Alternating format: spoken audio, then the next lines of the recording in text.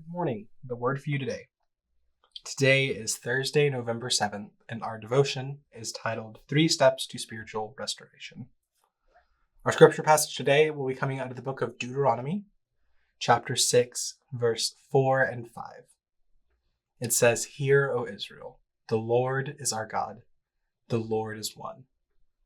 Love the Lord your God with all of your heart and with all of your soul and with all of your strength." So, this is a very common piece of scripture. So you may be wondering, what does this have to do with spiritual restoration? Well, it's interesting to me that they mention 3 key areas of life. Now, we have some ideas of what these things are, but what did the people who first heard these words think? While we don't know for sure, we have a pretty good guess. And most likely, this is a call to holistic following. Now, what do I mean by that? In the ancient Near East, the heart was the seat of the soul. If you had to think of one thing that summed up the entire earthly experience, one image that you could put up that if somebody saw, they would know, oh, you're talking about their life on earth, the heart was probably going to be what they used. And it makes sense. The heart pumps blood throughout the body. It's something that we can feel. We can feel a heartbeat. It's how we know something is alive or gone. The heart is something that is just, it has this sense of mysteriousness and of sacredness. And so in the ancient Near East, in this culture that these words are being spoken to, the heart was a place that literally served basically like how we think the brain works. It was the central part of a person's body. And then the soul. Now, we have some ideas of what the soul means, and that comes from later on when Judaism has a encounter with Roman and Greek ideologies, and we get this beautiful creation of the idea of the soul as we know it. But what did the ancient Israelite hear when he heard the word soul? For them, the soul wasn't this immaterial being that had always existed and would go back to God in the afterlife. For them, the soul was the animating force of their body. If the heart represented their body and represented their brain and like the central piece of it, their soul was their thoughts. It was the thing that made them who they were. It was their personality and the divine spark that God puts in all people and being made in the image of God.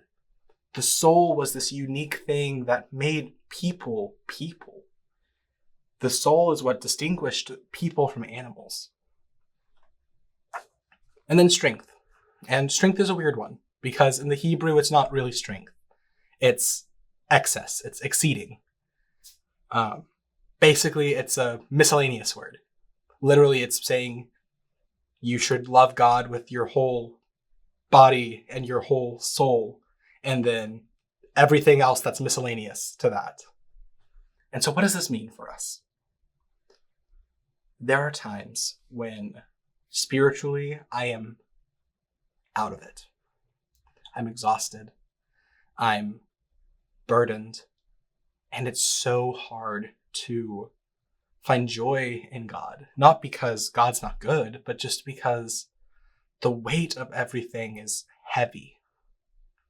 And I think that this is a call for us to, when we have issues, when we have burdens, when the world feels so heavy that God seems unreachable, to stop and to examine the different aspects of our life.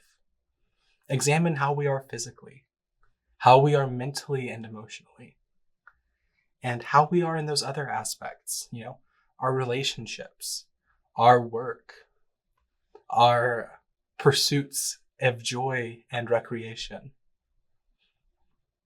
when we take account, when we view everything that we're doing, when we view the world around us from a new or from a fresh lens, when we intentionally try to see the world differently, that gives space.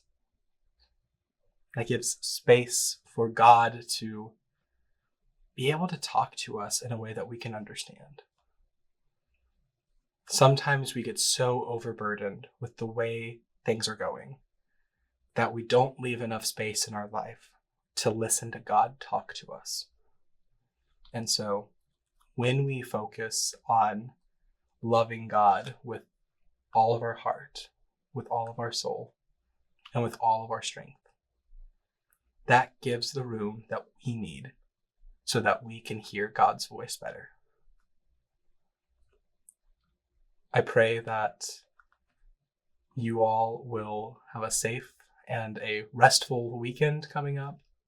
But more importantly, I pray that whatever it is you are needing, you can come to the Father and you can ask for that restoration. Have a nice day.